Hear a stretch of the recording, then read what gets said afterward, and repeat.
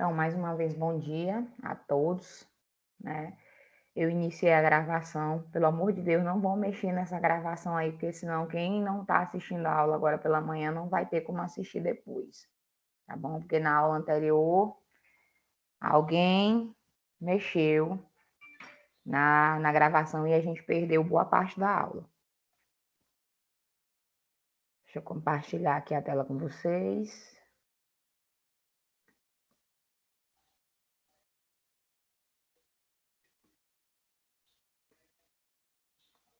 Todo mundo está visualizando? Sim. Vamos lá. A gente vai dar continuidade à aula anterior, que fala sobre a questão da gestão democrática. Hoje a gente vai falar de gestão democrática e legislação, Constituição Federal da República Federativa do Brasil. Como eu já havia dito para vocês anteriormente, em outras aulas, essa nossa disciplina de política educacional, ela é muito legislação, ela é muito conteudista, tá? É muito conteúdo, às vezes ela pode ser um pouco chata, mas vamos ter um pouquinho de paciência que vai melhorando. Então, lá no artigo 205, educação, direito de todos e dever do Estado e da família. Será promovida e incentivada com a colaboração da sociedade, visando ao pleno desenvolvimento da pessoa, seu preparo para o exercício da cidadania e sua qualificação para o trabalho.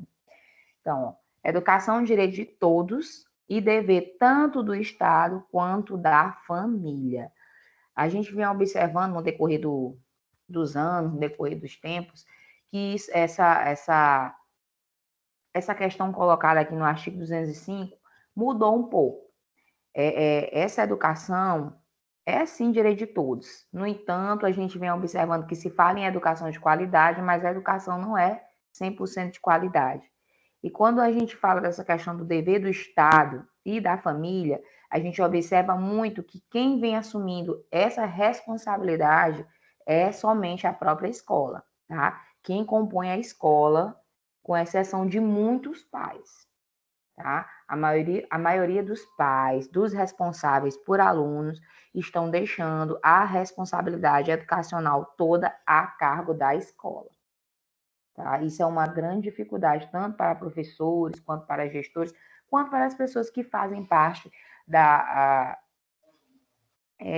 escola em si, da parte interna mesmo da escola. Alguns professores vêm assumindo o compromisso com os alunos que deveria ser o compromisso dos pais, dos familiares, tá? E isso às vezes acaba atrasando um pouco o trabalho do professor em sala de aula, porque além de lecionar o conteúdo, ele também vai ter que trabalhar outras áreas com esses alunos. Lá no artigo 206, fala que o ensino será ministrado com base nos seguintes princípios: gestão democrática do ensino público, na forma da lei, que a gente também já falou muito da questão da gestão democrática, todos terem a possibilidade de participar nas decisões da escola, família, comunidade, os próprios alunos, professores, gestor, coordenação, demais funcionários. Então, um gestor sozinho não pode definir como vai ser o funcionamento da escola sem antes sentar com todos que fazem parte da mesma. Então, eu não posso chegar e dizer assim, vai ser desse jeito, sem ouvir os demais que compõem aquela escola. Aí vamos entrar aqui em outra lei, que é muito questionada. Quando a gente fala do ECA, que é o Estatuto da Criança e do Adolescente, que é a Lei 8069, de 13 de julho de 1990, há muitos questionamentos com relação à mesma. Por quê? Porque, assim, muitos entendem que o ECA ele só tem direitos para as crianças, não tem os deveres. Então, é uma lei muito questionada. Lá no artigo 53, a criança e o adolescente têm direito à educação, visando ao pleno desenvolvimento de sua pessoa, preparo para o exercício da cidadania e qualificação para o trabalho, assegurando-se lhes igualdade de condições para o acesso e permanência na escola, que foi o que a gente falou lá no início, que também está na Constituição, direito de ser respeitado por seus educadores, mas até que ponto esse direito de ser respeitado por seus educadores deve ou não deve funcionar? É claro que eu não estou dizendo que os educadores não vão respeitar os alunos, mas muitas vezes isso deixa uma dupla interpretação por parte de quem? Dos próprios alunos e dos pais desses alunos. Quando a gente chega bem aqui também, ó, direito de contestar critérios avaliativos, podendo recorrer às instâncias escolares superiores. Alunos questionando a forma que o professor está avaliando e conseguindo, por muitas vezes, até excluir esse critério avaliativo que o professor utiliza, por se sentir lesado, por se sentir. Às vezes o aluno alega que é perseguido, que o critério avaliativo não é correspondente a uma forma que ele possa tirar uma boa nota. Então, são brechas que essa lei vem deixando para que alguns alunos interpretem, ou até alguns pais, da forma que é conveniente para eles. Deixa eu ver bem aqui se tem gente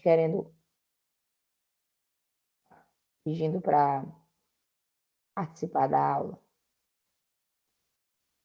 Não, deixa eu voltar. Estão visualizando, né, gente?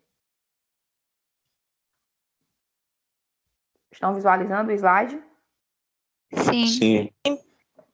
Vamos lá, direito de organização e participação em entidades estudantis, que foi o que a gente falou na aula anterior também, com relação aos grêmios, que eles estão disponíveis, devem ocorrer dentro da escola, no entanto, não acontece como deveria acontecer. Acesso à escola pública e gratuita, próxima de sua residência, isso aqui também é um outro questionamento, tá, que os pais fazem.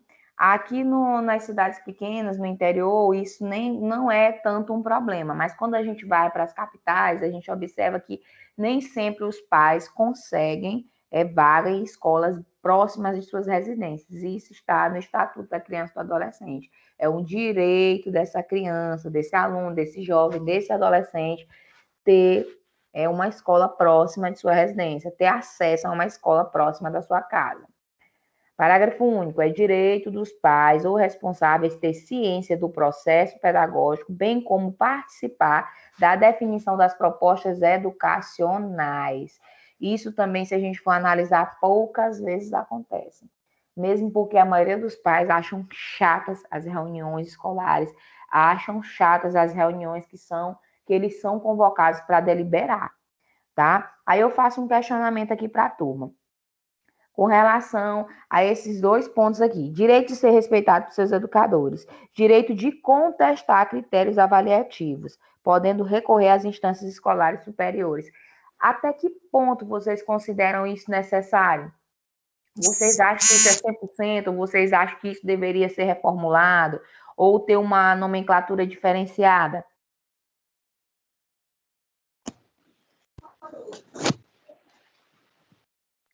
Professora? Oi.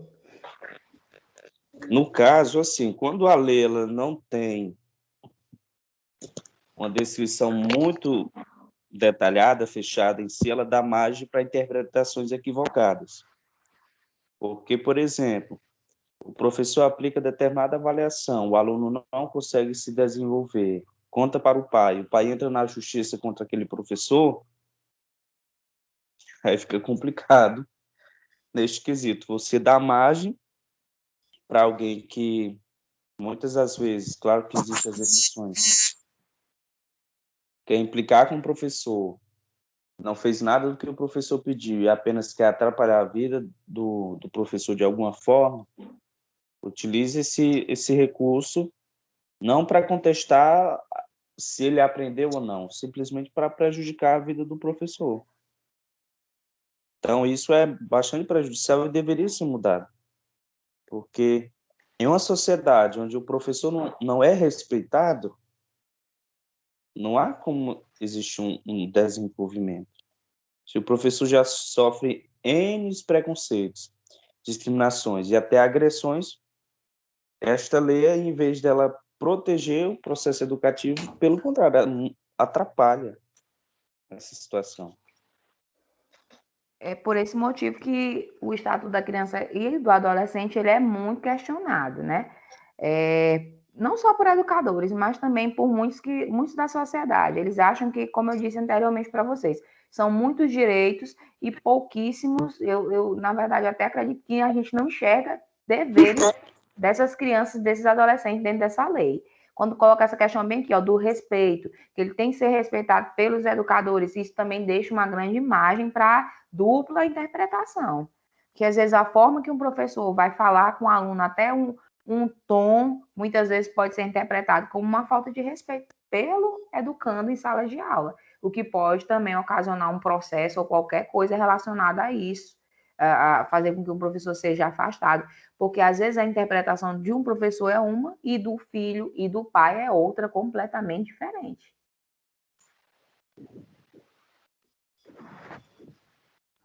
Ó, na LDB, na Lei de Diretrizes e Bases da Educação Nacional, a Lei 93/94, de 20 de dezembro de 1996, lá no artigo 3º, o ensino será ministrado com base nos seguintes princípios. Olha só como vai se repetindo, né? Lá na Constituição, no Estatuto da Criança e do Adolescente, e a gente chega aqui na LDB. Gestão democrática do ensino público na forma desta lei e da legislação dos sistemas de ensino. Valorização da experiência extraescolar. Eu tenho que valorizar o quê? O que o aluno traz, tá? Também para dentro da escola. Os conhecimentos prévios que ele já tem. E trabalhar em cima dos mesmos. Muitas vezes, alguns professores também têm dificuldade de trabalhar os conhecimentos prévios dos alunos. Acabam não aceitando, acabam não querendo fazer trazer para a sala de aula e facilitar a vida do aluno, tá? Porque às vezes não está dentro do planejamento que ele fez, às vezes é algo que é inesperado, mas que, na verdade, pode ser, sim, utilizado de forma positiva, tá? Dentro de sala de aula. Às vezes o aluno tem dificuldade de fazer um cálculo matemático ali no caderno, o que está no livro, daquela forma que está lá. Mas ele sabe fazer o cálculo de cabeça de alguma outra forma. Então, o professor vai ter que também ter essa dinâmica, ter esse entendimento, ter essa paciência de ensinar o aluno conforme a forma que seja mais fácil para ele aprender.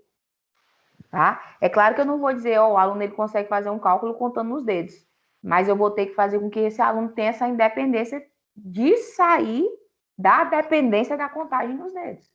Mas até que ele não consiga, até que ele consiga essa independência, é interessante que eu aceite.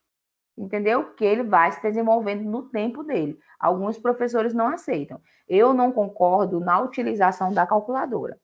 Nesse ponto aí eu sou meio retrógrada. Algumas escolas já até solicitam que as crianças, no material escolar, comprem as calculadoras. Com relação a isso, eu sou contra. Eu acho que a calculadora deixa o aluno mais habitolado. Ele vai ficar sempre dependente da máquina. Ele não vai raciocinar como deveria. Isso é a minha opinião. Não sei se alguém da turma discorda com relação a isso. Deixa eu ver se tem gente pedindo para...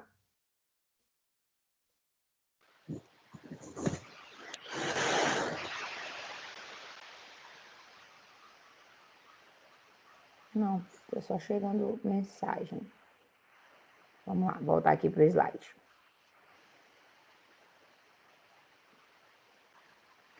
Lá no artigo 13, os docentes incumbir-se-ão de participar da elaboração da proposta pedagógica do estabelecimento de ensino, colaborar com as atividades de articulação da escola, com as famílias e a comunidade.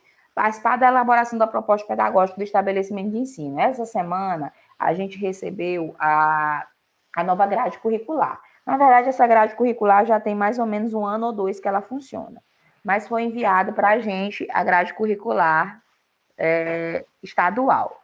Houve algumas alterações na questão da carga horária. Por exemplo, a matemática, que eram 4 aulas, passaram a ser 5, tá? Prestem atenção.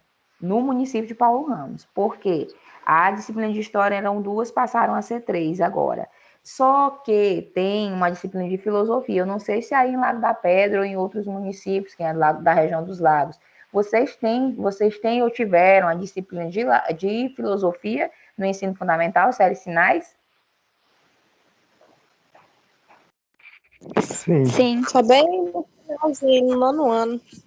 Olha aí, vocês já tiveram alguns no nas últimas séries, perdão, nos últimos anos, e outros já tiveram desde o início.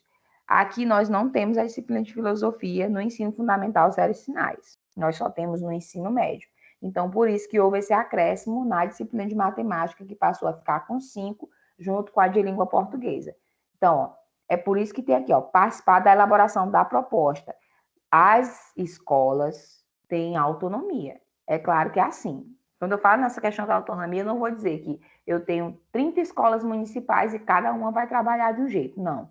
Há uma determinação do município e essa determinação vai fazer com que todas as escolas trabalhem da mesma forma. Mas nós temos a brecha de elaborar a nossa proposta conforme a nossa realidade. Em Lago da Pedra, pelo que vocês estão me dizendo, tem a disciplina de filosofia no ensino fundamental. Aqui, isso já não acontece. Essa disciplina não tem no ensino fundamental, só no ensino médio. Colaborar com as atividades de articulação da escola com as famílias e a comunidade. Então, é a parceria. Trabalhar em parceria com os pais, com os familiares dos alunos e até com aqueles que não têm filho matriculado, mas gostam de ser presentes na escola. No artigo 14, os sistemas de ensino definirão as normas da gestão democrática do ensino público na educação básica, de acordo com as suas peculiaridades e conforme os seguintes princípios. Participação dos profissionais da educação na elaboração do projeto pedagógico da escola, que foi o que a gente falou também anteriormente. Participação da comunidade escolar e local em conselhos escolares ou equivalentes. Então, eu já falei também em aulas anteriores que para que a escola receba recurso, para que esse recurso seja aplicado da forma mais correta, é necessário que as escolas tenham conselhos escolares. Conselhos que durem, em média, 2 anos. A cada 2 anos tem que haver a eleição do conselho escolar. Tá? É claro que pode haver o quê? Uma reeleição de componentes de membros do conselho escolar. Mas é interessante que, pelo menos a cada 4 anos, não se tenha reeleição, se tenham pessoas novas, até porque para não ficar no vício de ter sempre a mesma pessoa e, às vezes, perder um pouco da credibilidade. Plano Nacional da Educação, Lei 13.005 de 2014. Lá no artigo 2º, são diretrizes do PNE, do Plano Nacional de Educação. Erradicação do analfabetismo. A gente já conseguiu isso aqui no Brasil, gente? Vamos lá, desde 2014 nós já temos o quê? 6 anos, né? Que nós estamos em 2021. Vocês acreditam, eu vou colocar 10 anos, que daqui a 10 anos o analfabetismo vai ter acabado aqui no Brasil? Não. Que é Olha aí. Professora, com o ministro da Educação atual, pode botar uns 30 anos para ver essa questão acabar, porque, sinceramente, não temos, assim, nenhuma política pública atual para fazer esse processo de erradicação. E outro dado interessante é que a gente tem que lidar com outro tipo de analfabeto na sociedade, que é o funcional. Justamente. Que é o que preocupa. É o que mais a gente vivencia, que é o analfabeto funcional, que é aquele que sabe ler e escrever, mas não sabe, não tem conhecimento, não sabe interpretar, né? Não tem níveis de letramento. Essa é a questão que a gente fica, meu Deus do céu. Eita, olha aí, nem os futuros professores acreditam que vai acontecer essa erradicação do analfabetismo. E isso não vem de 2014, gente. 2014 já é o Plano Nacional vislumbrando essa erradicação. Já existem muitas outras leis anteriores a essa de 2014 que já vislumbravam isso. Já tem anos e anos que a gente espera que esse analfabetismo acabe no nosso país e ele se protela, ele se prolonga durante muito tempo e, infelizmente, como vocês disseram, aí até sorrindo, porque vocês sabem a realidade do nosso país, e isso vai ser algo que vai perdurar por muitos e muitos anos. Eu ouso dizer que, infelizmente, eu não acredito que chegue no Brasil um momento em que o analfabetismo vai acabar. Eu estou, além do que o Micael colocou, não só 30 anos, eu estou colocando que, infelizmente, na minha concepção, eu espero que eu esteja incorreta, que eu esteja errada, mas eu não penso que aqui no Brasil a gente consiga eliminar o analfabetismo 100%. É um pensamento meu, tá? Se vocês têm um pensamento diferente, eu aceito, e eu também, assim, é visão. A minha visão é essa. Nós não temos preparo aqui no nosso país educacional para erradicar de verdade o analfabetismo. Pode ter uma maquiagem, né? Daqui a muitos anos, mas acreditar nisso eu não acredito. Universalização do atendimento.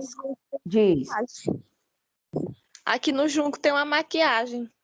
Eles Olha aí, colocam... o Junco tem um alto índice de DEB, né? Não é? Vai numa sala de aula passar 30 minutos observando um aluno que sai lá indignado. Aluno não sabe ler, aluno não sabe matemática, aluno não sabe de porra nenhuma. Olha aí, então. Isso eu comprovo porque eu já fiz um cursinho aqui para não ficar parada de noite. Aí fui estagiar, fui ver lá como era a sala de aula deles. Aluno não sabia de nada. E eu disse assim, que porra é essa? Meu menino, quanto é 7 mais 7? Não, sei não. Lê isso aqui, sei não. Ah, meu Deus do céu. Então, Aí, ó, assim, esses alunos não têm preparo, né? Não têm conhecimento, infelizmente. Aí volta para o que o Micael disse também anteriormente. Tá na sala, tá progredindo, porque tem que passar de ano, mas o conhecimento real ele não tem. Não sabe fazer uma soma, não sabe fazer uma subtração, e eles vão progredindo. Tem aluno que chega lá no ensino médio que não sabe de nada, infelizmente. A tia foi obrigada a passar um ano Diz. passado pro ensino médio sem ele saber ler.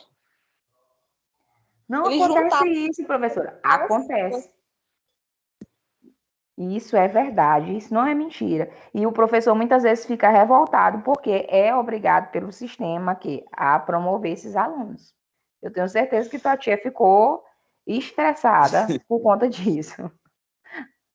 Mas isso, gente, sabe o que é acontece engraçado? muito. Diz, Miguel. É porque, devido à pandemia, eu estava fazendo meu estágio de regência com os colegas lá da faculdade.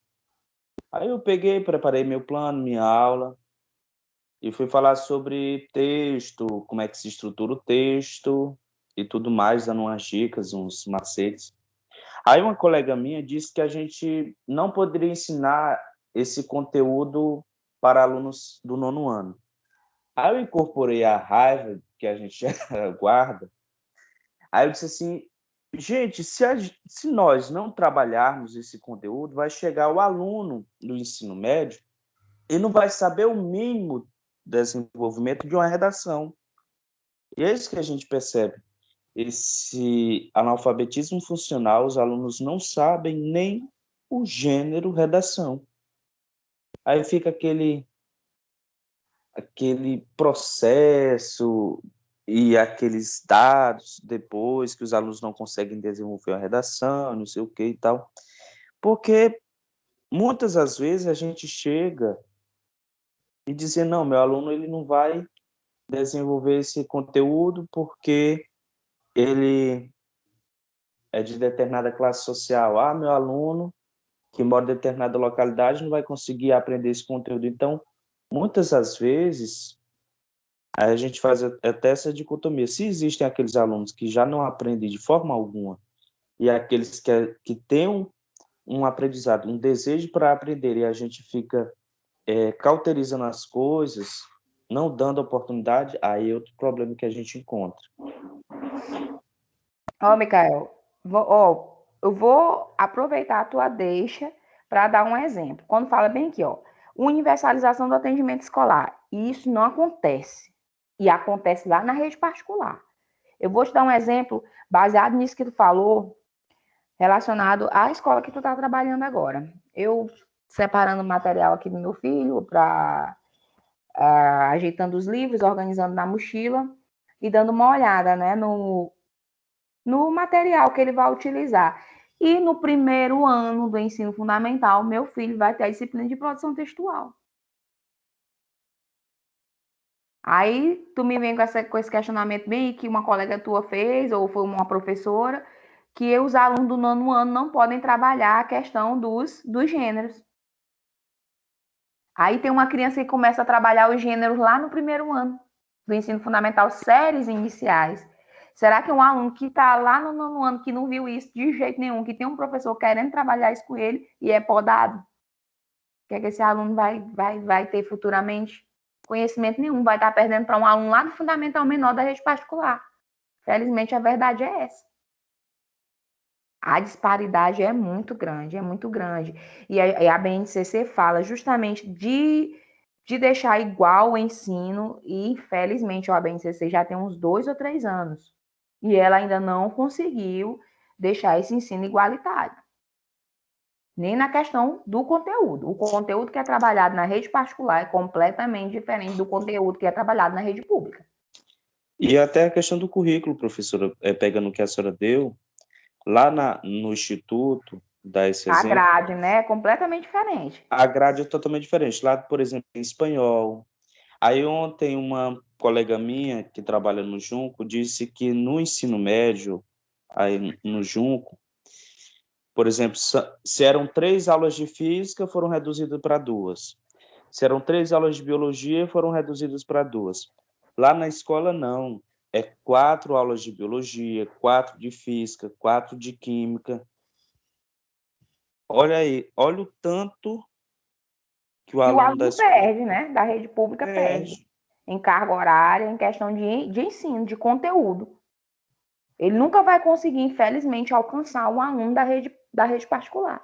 A verdade é essa. A gente também não pode ser cego de consciência e fingir que existe um mundo colorido na rede pública. É claro que aí eu trago para outra realidade. Quando a gente chega lá nas escolas militares, que são escolas de referência. Agora, isso aí tem como eu fazer uma comparação de uma escola militar com uma escola particular. Porque aí, no popular, elas estão pau a pau. Na questão do ensinamento, sim. Aí eu não entendo como é que lá na escola militar, que é também rede pública, o ensino funciona, os professores têm compromisso, e bem aqui no ensino médio regular, normal, que não é militar, o ensino não funciona. É um questionamento que a gente tem que se fazer, né? Há professores que trabalham no militar e trabalham em outras escolas que não são da rede militar, por exemplo, lá em Bacabal. A forma de ensino dele lá no militar é completamente diferente da forma de ensino dele numa escola que não seja militar, mas que é da rede estadual de ensino.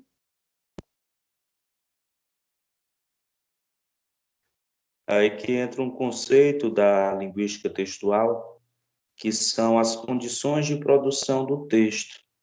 Então, esse professor é o mesmo sujeito, mas ele produz textos diferentes de um Diferentes, mesmo conteúdo, de acordo com o ambiente escolar que ele está inserido. Então, de isso acordo já... com a realidade, justamente.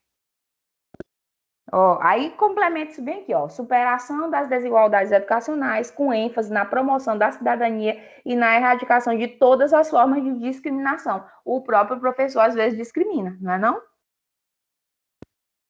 Porque ele tem uma metodologia numa escola e tem outra metodologia na outra. Professora, mas pelo amor de Deus, a senhora não pode comparar uma escola militar com uma outra escola que não seja militar. Posso. As escolas são de rede estadual. Entendeu? A grade é a mesma. Agora, não adianta fingir que a forma que o professor trabalha lá é diferente da forma que o professor trabalha na escola que não é militar. A grande verdade é essa. E, consequentemente, ó, a gente não vai ter isso bem aqui, ó, melhoria da qualidade da educação. A educação pública no Brasil, infelizmente, ainda tem um longo caminho para que ela seja uma educação melhor. Formação para o trabalho e para a cidadania, com ênfase nos valores morais e éticos em que se fundamenta a sociedade. Outra coisa bem que confundiu muito a cabeça dos pais. Com ênfase nos valores morais e éticos. Isso aqui tem que vir também de casa, mas quem anda ensinando para os nossos alunos a questão da moral e da ética somos nós, professores. Porque os pais não têm compromisso. Muito pelo contrário. Às vezes ensinam seus filhos a fazer o errado dentro da sala de aula.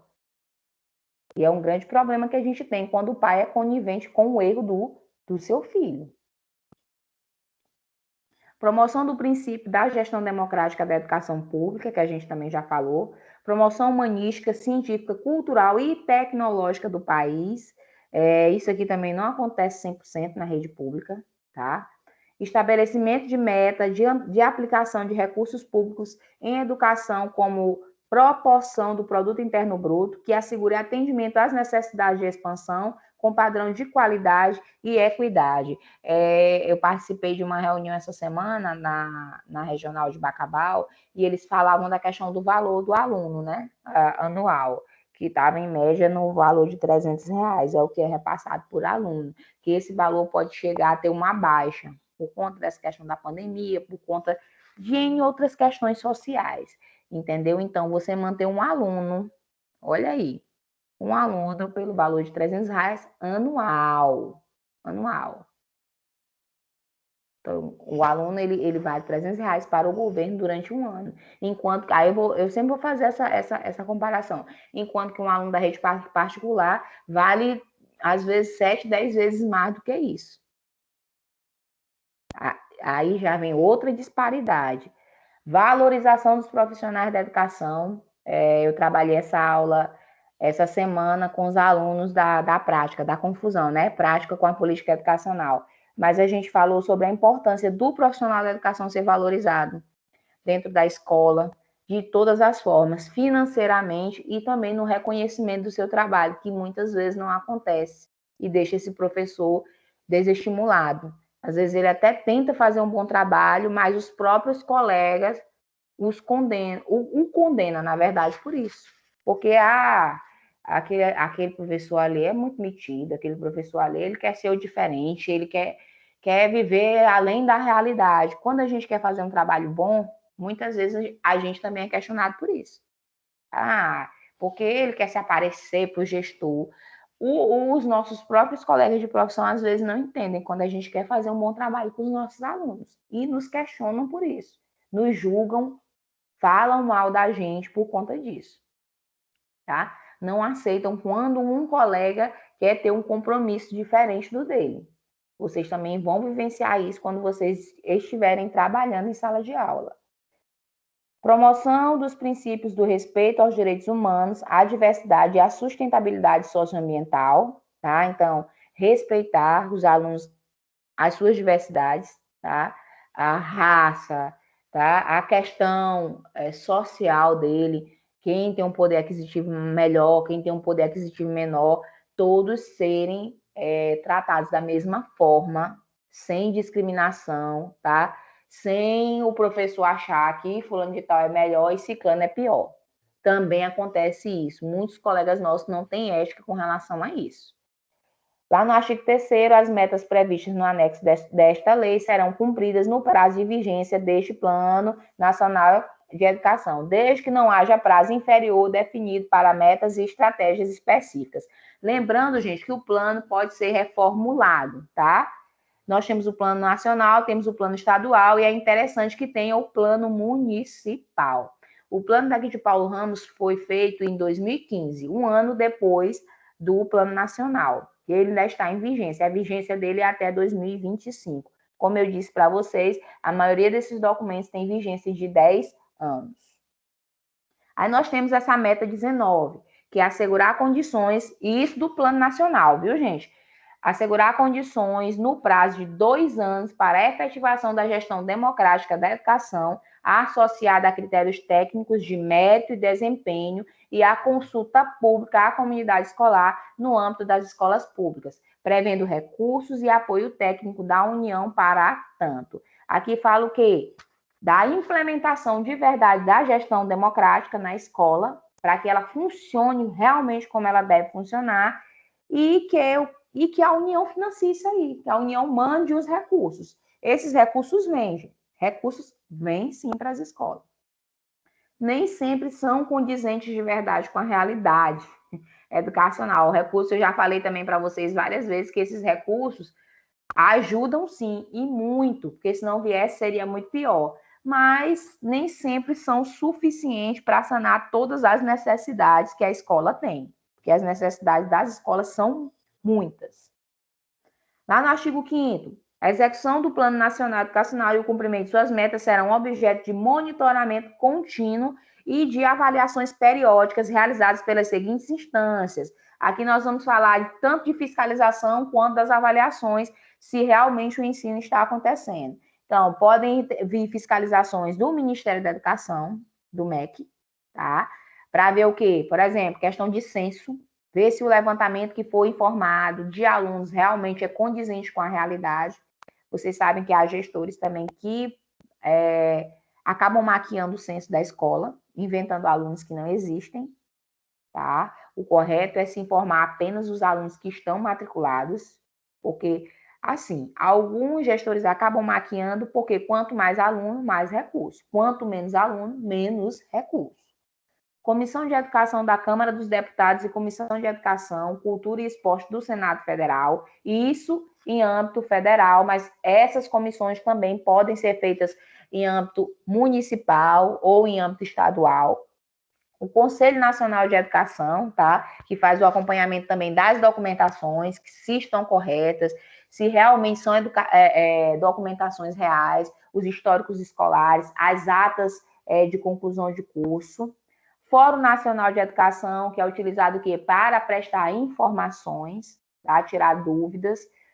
A cada 2 anos, ao longo do período de vigência deste PNE, o Instituto Nacional de Estudos e Pesquisas Educacionais Anísio Teixeira, INEP, publicará estudos para aferir a evolução no cumprimento das metas estabelecidas no anexo desta lei, com informações organizadas por ente federado e consolidadas em âmbito nacional, tendo como referência os estudos e as pesquisas que tratam o artigo 4º, sem prejuízo de outras fontes e informações relevantes. Então, a cada 2 anos é feito esse levantamento, se realmente isso está acontecendo. E isso também acontece com as avaliações que são feitas também a cada 2 anos, nos anos ímpares.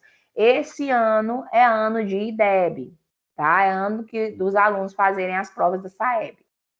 O que é que vai acontecer?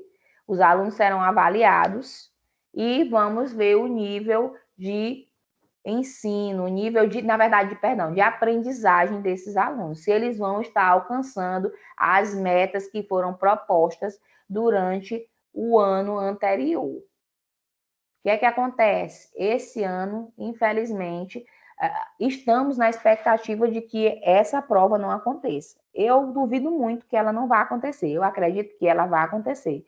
No entanto, a previsão é que o IDEB dos municípios caia, porque o ano passado nós não tivemos aula. A grande verdade é essa. Nós não tivemos aula. Os alunos pararam por completo, a não ser os alunos da rede particular, viu? Que tiveram aula. Vai crescer o IDEB do Junco e do Paulo Ramos.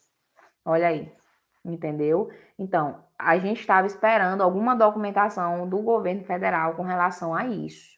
Não saiu nada, acreditamos que esse ano vai sim ter a avaliação do IDEB. E a expectativa, infelizmente, é que esse IDEB caia. Porque com aula os alunos têm dificuldade, imagine sem aula.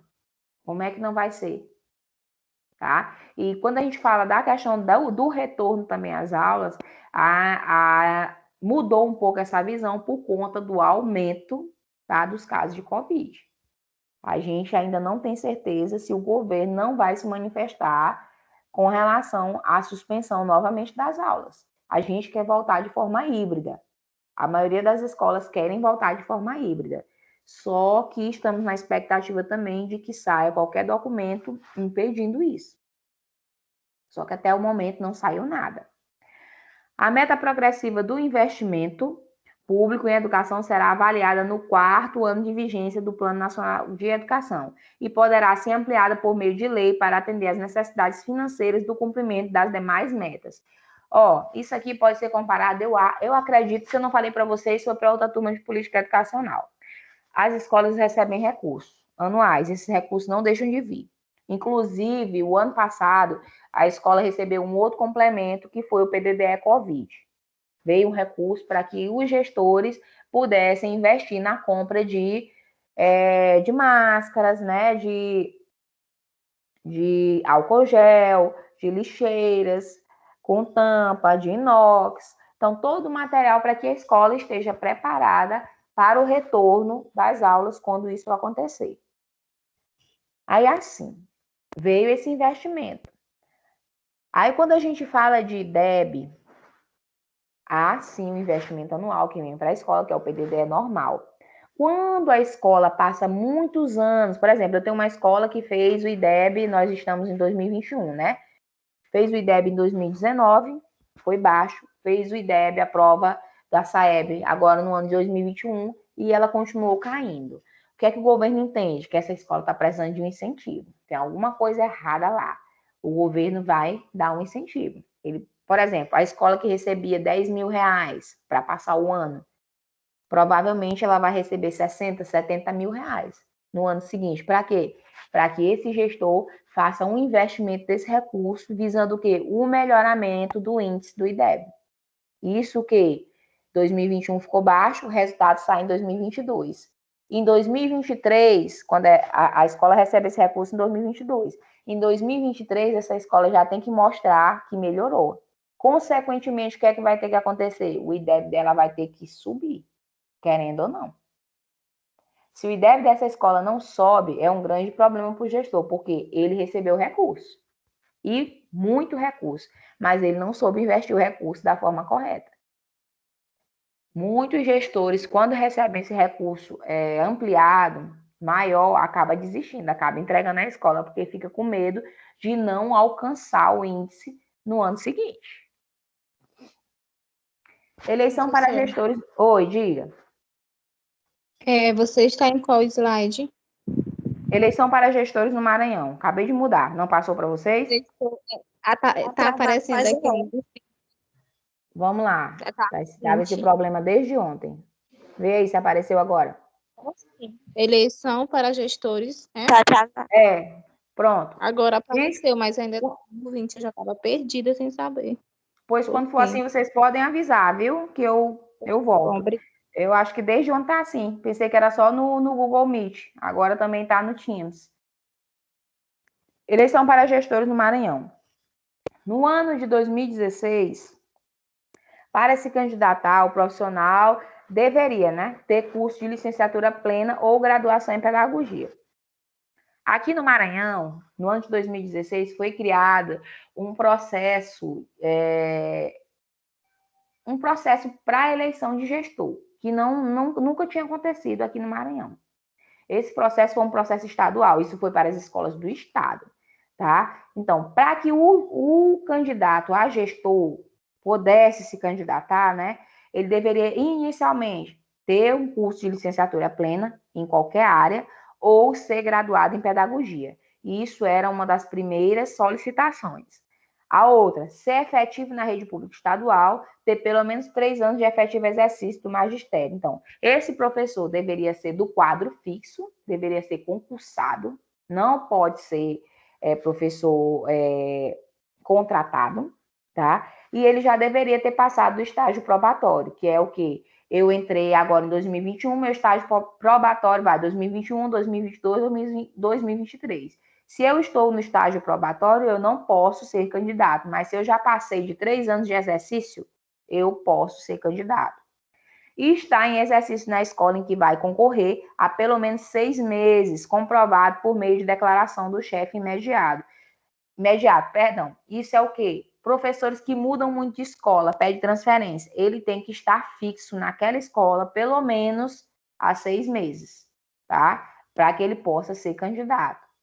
Não está em processo de aposentadoria ou respondendo a processos administrativos disciplinares. Então, tem que ser um professor que não tenha problemas. Problemas que eu digo, falte demais, teve alguma confusão com o aluno, tá? Tem que ser ilibado. E não pode estar também em processo de aposentadoria. Comprovar por meio de certificado ou declaração da autoridade competente que participou e foi aprovado em curso de gestão ministrado pela Fundação Souza Andrade ou que participou e foi aprovado em curso de formação mais gestão. Então, esses cursos foram ofertados na época para quem queria ser candidato a gestor das escolas. Acho que eu passei. Passou agora o slide para vocês? Novo papel do gestor. Não. Tá o mesmo problema de ontem. Tem que ficar voltando para poder ficar aqui. Foi agora? Sim. Certo. Antes da gente entrar nesse slide, eu vou falar um pouquinho para vocês sobre a eleição dos gestores estaduais. E, Tá? professora, Oi, Micael. professora, Oi. desculpe aqui lhe interromper. No caso, está vendo a questão da grade curricular do curso que a gente faz de Ciências Biológicas? Aí vem uma disciplina, acho que é em gestão escolar, estágio, em gestão escolar. Ela vale para essa questão de formação, para que a gente possa assumir uma direção da escola? Assim, não, e eu vou te explicar por quê. Tem tem uma parte lá do documento, eu vou ver se eu localizo esse documento e eu vou compartilhar com vocês lá no grupo, que fala a respeito da carga horária. A carga horária de vocês de gestão é só de 60, se eu não estou enganado, não é? 60 horas? É. Então, a gestão que o gestor vai ter que ter, ela tem que ser de no mínimo 1.060, se eu não estou enganado. Então, equivale a um curso de pós-graduação. É uma das exigências também esse curso de pós em gestão educacional. Viu? Só que houve muitas brechas, que é o que eu vou falar agora para vocês. O gestor, para se candidatar, ele também tinha que passar por uma avaliação. O que é que aconteceu? Eu não sei se vocês souberam. Isso foi, gente, a nível estadual. Todos os gestores que estão hoje em escolas, eles passaram por esse processo avaliativo. A grande maioria, mais de 80% dos gestores, não conseguiram passar nessa prova. Os que passaram fizeram todo o processo eleitoral na escola e foram. A palavra fugiu da mente agora. Assim, assumiram como gestores que foram aprovados no processo, tá? Mesmo depois de aprovado, eles têm que passar pelo processo eleitoral. Porque às vezes pode ser 2 ou 3 candidatos a gestor que passem.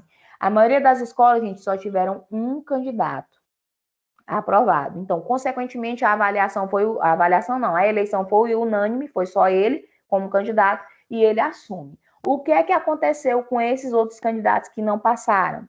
Esses candidatos que não passaram foram que nomeados pelo governador. Por quê? Porque a escola não poderia ficar sem gestor.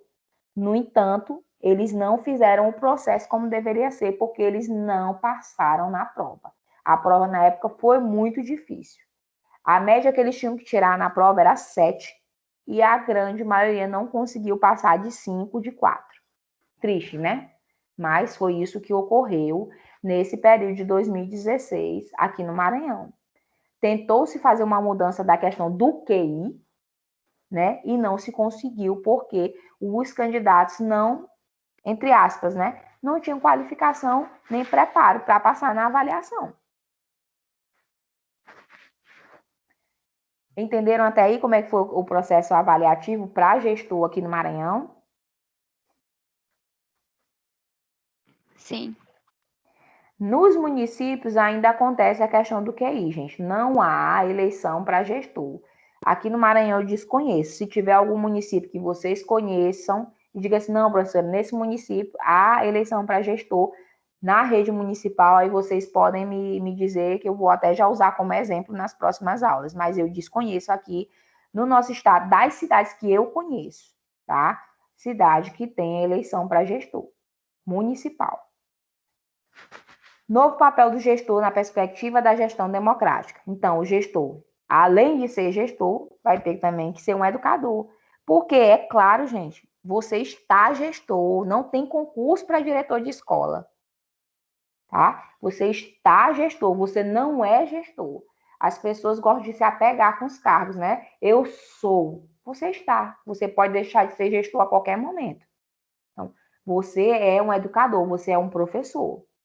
Promover a autogestão comprometida com interesses coletivos, expressar interesses variados, articular interesses de modo a construir vontades comuns, olha só, comuns, não eu, mas nós.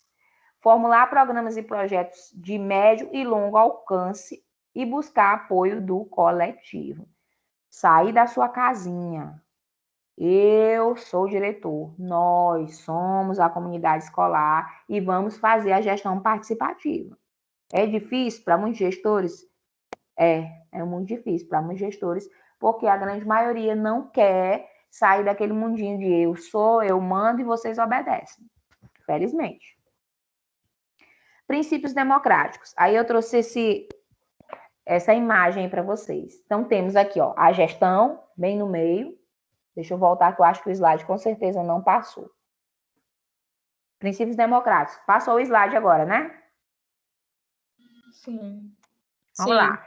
Nós temos bem aqui no meio a gestão. Observem que ela está rodando, ó. Ela não está parada, né? Tanto para um lado quanto para o outro. Nós temos que ter pais, professores, alunos e funcionários, tá? Aí aqui fora a gente mostra, ó. Isso tem que emanar o quê? A autonomia de todos, não só do diretor. Transparência, o gestor tem que ser transparente no que ele vai fazer, no que ele vai decidir, no que ele vai comprar, tá? Pluralismo, volto para a questão de nós somos um conjunto. Eu não sou só. Eu não vou gerir a escola sozinho, eu vou gerir em parceria. E a participação, tá? Todos participam das decisões. Eu decido? Não, a maioria decide.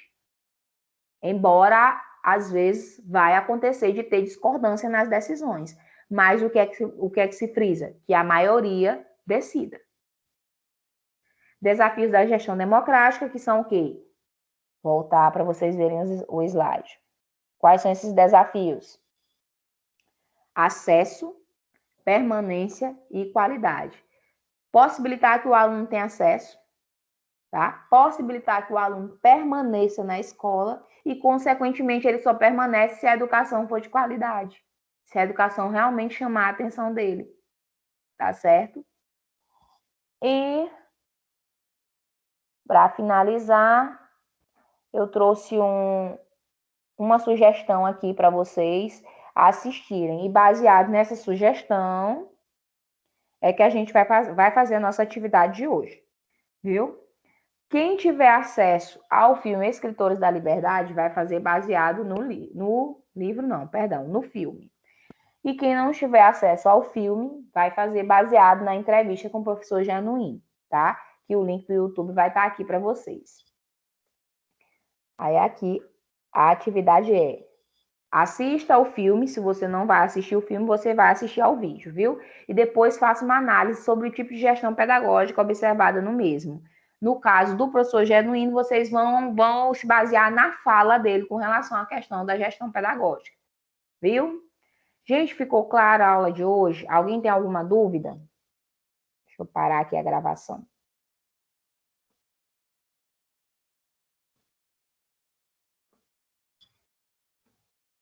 Hein?